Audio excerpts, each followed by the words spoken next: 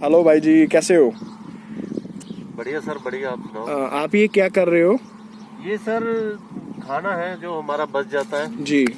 वो हम पंछियों को डाल देते हैं। अच्छा अच्छा, पंछियों को डाल देते हो आप? हाँ जी हाँ तब तो जी बढ़िया ताकि ये काम है ये, मतलब अच्छा है, आप पुण्य कर रहे हो। हाँ, हाँ जी हाँ जी अच्छा अच्छा अच्छा अच्छा। बिल्कुल। ठीक है, चिड़िया कहाँ पे है? वो जो चिड़िया है ना? हाँ जी हाँ जी जी ये जी, देखिए ठीक ये है। आपके और सामने ये कौन सी कंट्री है? ये कतर है जी। अच्छा अच्छा, आप कतर में हो? Yes Qatar. अच्छा अच्छा, ये देखो गाइस, और ये बाकी के लोग हैं जी।